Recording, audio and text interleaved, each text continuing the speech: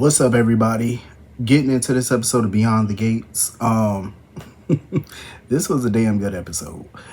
The battle between Eva and Cat is intensifying, and it is damn good. Let me tell you, it was so funny how Cat was referring to Leslie as a cockroach surviving the apocalypse.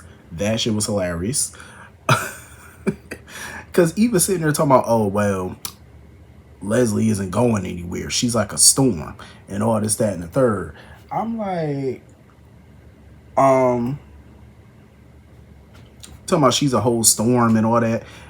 Eva, I get it. You know, Eva's sick and tired of Cat walking all over her, thinking she could talk to her any kind of way. I get it. But Eva can't think that people are really going to accept her, especially so easily. She basically was telling Cat that she needs to take a page out of Martin book and accept the New World Order.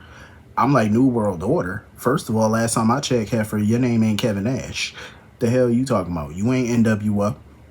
Fuck wrong with you, New World Order. Like, she getting too cocky. She's getting way too cocky, thinking too highly of herself. Like, yeah, you may be Ted's daughter or whatever. That don't mean everybody in the family has to accept you.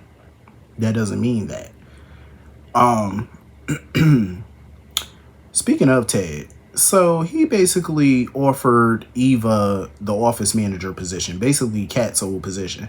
And he basically felt like Kat has to accept it, whether she likes it or not. See, this is the damn problem. They expect Kat to just accept shit. Kat don't have to accept a damn thing. She really don't. Like, let's be for real. She don't like Eva, she don't like her. They can't force her to be cordial to the girl, to be nice to her. They can't force her to do none of that. Now, I do understand that, you know, Kat is starting her own business and she's not going to be his office manager anymore. But I just feel like it's so insensitive to just give that position to a person that you know she hates. Mind you, Ted already got Eva a good job at a fancy hair salon. And, you know, don't get me wrong, I understand that may not be Eva's true passion or whatever, but I'm like, it sure beats the hell out of being an office manager. Because let's be for real, you're working in a bougie hair salon where a lot of rich people go, where you're going to make good money, and you could open up your own shit. You know what I'm saying? Get some buzz about you. But I get it. You know, maybe doing hair ain't her calling. That's fine. But, you know, she want to do something that help people. You know, she liked what she was doing for Nicole. I get it. But I just feel like it was a little insensitive of Ted to offer that position. Especially right now. Ted is bending over backwards for Eva, really trying to establish a relationship with her, and I respect it. But at the same time, how does he plan on having a relationship with her when she can't let go of her manipulative ass mother? Like, she keeps covering for her. She keeps trying to keep Leslie around, you know, be in her orbit, which means if Eva continues to be in Leslie's orbit, that means Leslie's going to continue to be in Ted and his family's orbit. That's a problem. Like, he's never going to get Nicole back like this. Like, he's not. How you going to make that work? You know? Because Leslie's not going to make this shit easy. And Eva just has this unhealthy attachment to her mother. Like, even when her mother treat her like dirt. And her mother clearly don't care about her. And for whatever reason, Eva can't let that go. That's why I feel like Eva has Stockholm Syndrome. She just can't let it go. But if I was Ted, I would keep my eye on Carlton. I would definitely keep my eyes on Carlton. That little co-worker of his. Because, first of all, once he found out Eva was going to be working in their office and stuff, he was definitely flirting with her. He was flirting. I'm like, fool, you old enough to be her daddy. Like, go sit down somewhere. Then he's sitting there flirting with Nicole. And this ain't the first time he done made, you know, googly eyes at her. Because he definitely was kind of flirting with her at the anniversary party and making little bedroom eyes at her and stuff. And a part of me can't blame him. You know, like, we all know Nicole is fucking drop dead gorgeous. But that's supposed to be your friend and your colleague. And you openly flirting with his wife like that? And basically, and he put it out there like, oh, you know, maybe me and Nicole, you know, we could hang out and stuff to kind of make you, you know, jealous in a way. Or some shit like that. Basically to try to put them back together. Listen, Ted was not here for it. Ted was like, yeah, no, I don't appreciate that suggestion. See, you gotta keep your eyes on motherfuckers like that, because that ain't no friend. You know, he may be a colleague, but that's all he is a colleague. That ain't nobody I would confide in. That's not somebody I would tell my marital issues to. He wouldn't know nothing about my personal life. You know what I mean? Absolutely nothing. But on the one hand, I wouldn't blame Nicole if she did something with Carlton just to piss Ted off. I wouldn't blame her, because she need to get her leak back at the end of the day. She did. She need to get her revenge. I feel like that's the only way. Is she really gonna be satisfied? Like, you got to get that back. You know, you got to get his ass back and get him good. And I know some people ain't down for the tit for tat. Usually I'm not either, but fuck that. Because what he did with Leslie was so low, and bringing a child around her back in the day, oh yeah, that's lower than low. You know, that's bottom of the barrel. I can't get with that. And that shit still plays in my mind that he did that. So she got to get him back for that. Even if it is with slimy ass Carlton, because that man is definitely slimy.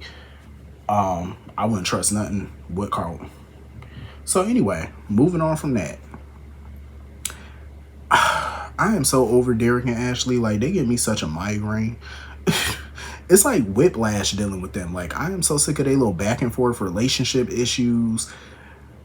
It's like they can't get it together. And I just feel like they need to pull the plug on this whole relationship at this point, because they're having way too many issues where there shouldn't be. You know, now they sitting here going back and forth because they haven't been spending a lot of time together, or they feel like they barely seen each other. Didn't you just fucking see him yesterday? Dererick is literally at the hospital every damn day stalking her. I'm just saying, like, Dererick literally pops up at the hospital every day. How do you not see him? Like, I mean, I get it. You know, they not hanging out in an intimate sense. I get that part. But it's like, don't act like y'all don't see each other. But it's also hard with the careers that they have, because they both even said before that they work like 12, 13-hour days. So it's kind of hard to have date nights and stuff when you work so much. But it is all about effort at the end of the day. You know, I get that him spending time with his friends, his homeboys, that is important. And it is, because Ashley, if she wanted to hang out with her homegirls, like say her and Naomi wanted to get up and go have some drinks, go have girl time, it's healthy. You know what I'm saying? You're supposed to do that in your relationship. You're supposed to have outside lives, not just outside of work, but outside of each other in the relationship. You know what I'm saying? But it is kind of hard to have that work-life balance when you have these types of jobs where you're working so much, and the little time when you do get a day off, or you get a few hours to yourself, naturally you want to spend it with your significant other.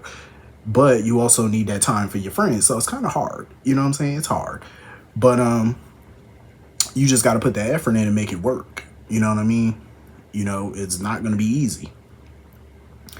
Shit, Ashley even gave up a dinner with her mother just so her and Dererick could make plans. But it's communication.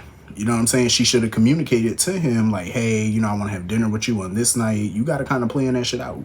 You know, because if you don't say nothing, obviously he's going to make plans with his friends. Closed mouths don't get fed. You got to say something in advance. But I'm just sick of the back and forth with them. Like, they just seem like they can't get this relationship to work. And they both feel like there was damage done to their relationship due to the move, you know, them moving in together. You know, Dererick went to go talk to Naomi about it, and Naomi just felt like, listen, you ain't got too many chances to make it right with her. But I'm like, why does Dererick always got to make things right with Ashley all the time? He didn't do anything wrong. So it's like, why does Dererick always got to make shit right? Like, how is he supposed to make it right? Every time he tried to do something, it just cripples the relationship even more. I just feel like they're not it for each other. And another thing I can't stand is how Ashley confides in Andre about her relationship issues. Like, you know, Andre got some type of feelings for you, like he liked you like that. You shouldn't be telling your relationship issues to a dude that's feeling you. I feel like that's a violation. You know what I'm saying? You don't do stuff like that. Like, absolutely not. Like, you don't do that, because that's like giving the enemy, you know, inside information. Like, no. And I know she wasn't happy when Andre basically told her, since the board approved his edits or whatever, that means he's going to be spending less time at the hospital. So I know she wasn't too thrilled about that. I don't want her and Andre to get together. I just don't like her and Derek. Like, I can't get with them as a couple. I just don't see it working, at all. Like, they need to just let that shit go and go their separate ways. Because how can you make it work? They couldn't make it work when they were trying to live together, and Derek wants marriage and children. How are you going to make that work? They might as well just, call the time of death on their relationship at this point. Let it go. So anyway, moving on from that. On the one hand, I can't blame Smitty for being pissed about his new assignment, because he feel like he's been getting nothing but puff pieces lately. Like, his job has literally been giving him bullshit assignments. And now he feels like he got a brand new bullshit assignment. They want him to cover Marcel's retirement. I would have been pissed too if I was Smitty. Like, it's already been said that he's one of the best investigative journalists out there. Like, he's like one of the best reporters out there or whatever. And this is the bullshit they're giving him? Nothing but puff pieces? Like, what he gonna cover next? School lunch?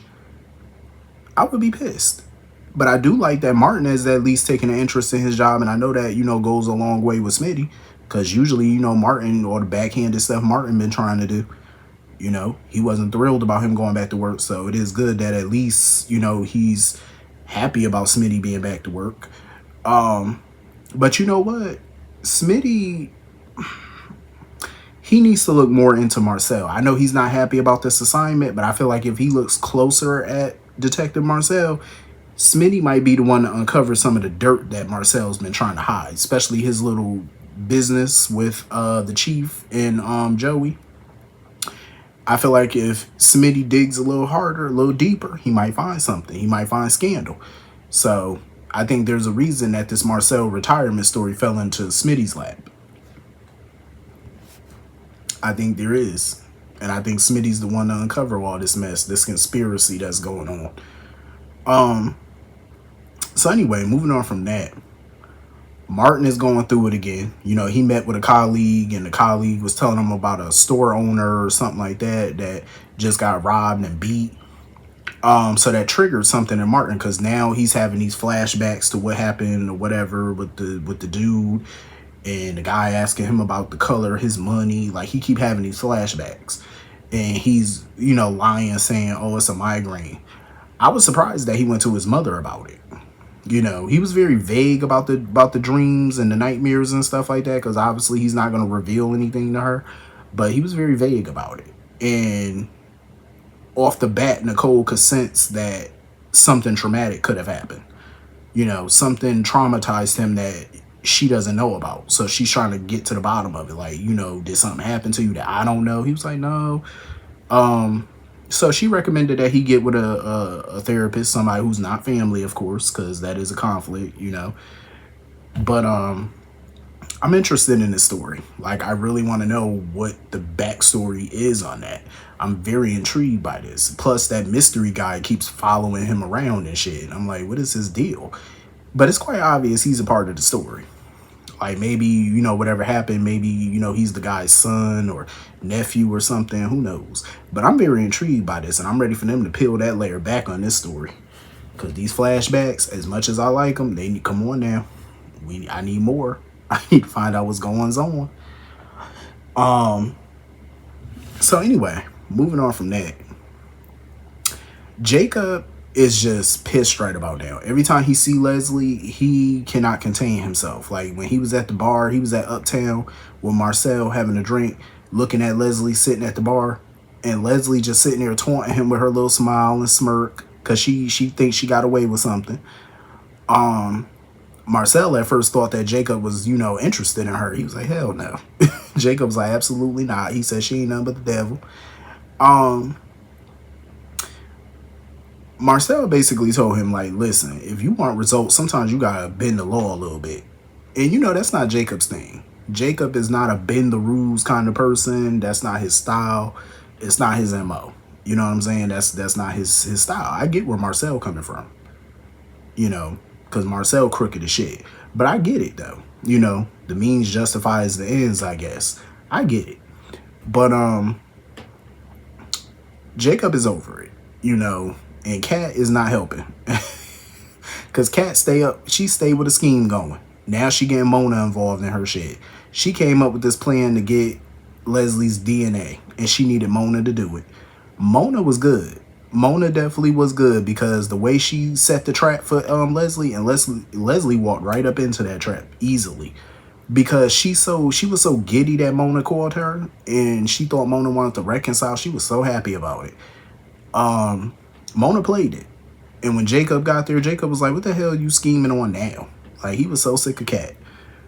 And Cat was like, just sit your ass down and watch. So once she got that powdered donut all over her mouth and Mona wiped that shit for her, she got her DNA on that napkin. And that's when once Mona got the DNA, the fake aid dropped. She was like, yeah, I can't forgive your ass. And Leslie was pissed. Leslie was like, so basically you called me over here for nothing? Knowing you wasn't gonna forgive me? Talking about, oh, you ain't nothing but a mean person. You call me mean, you're mean, whatever. I'm like, Leslie, get your ass on. So Cat figured, you know, we got her. We got the DNA now. Because Cat knows a lot about the law. Cat know a lot about the law because she was like, listen, we got her DNA in a public place. We can use that shit. Which is true. Because I watched a lot of Walker, Texas Ranger and NYPD Blue and a lot of cop shows. Yeah, it is true. You could use it. The problem is the way Cat does things. Any decent lawyer could get some of that evidence thrown out, though. Like the helmet, the gloves. If they can find out or they can prove that it was planted, they can get that thrown out. And if you get that thrown out, all the other evidence is not going to matter at that point. It's circumstantial without the key parts of the case. That's the whole problem with this. You know, that's going to fuck the whole case up. Cat got to be careful with that. You know, I get that she wanted to take Leslie down, but Jacob is not amused by none of her antics. Because Jacob actually compared her to Leslie. He was like, the way you plot and scheme, he said, you and Leslie are just alike. She was so offended by that. She was like, don't you dare. He was like, don't you dare compare me to her ass. But my thing is this. Because I seen it on social media. Some people was thinking like, oh, what if Eva and Cat got switched at birth and Cat is really Leslie's daughter? I said, oh, hell no. Please don't put that out there. Please don't. That's the last thing any of us need. I prefer if they wrote it as Cat and Eva being twins or something, you know, like fraternal twins. I'd rather they go with that, or Leslie stole an embryo from Nicole. I'd rather they go with those types of story. I would hate to have a baby swap. Like, absolutely not. Hell to the no. That would be a hot mess. I still tune in and watch the mess, but that would be crazy. Like, Oof, can you imagine?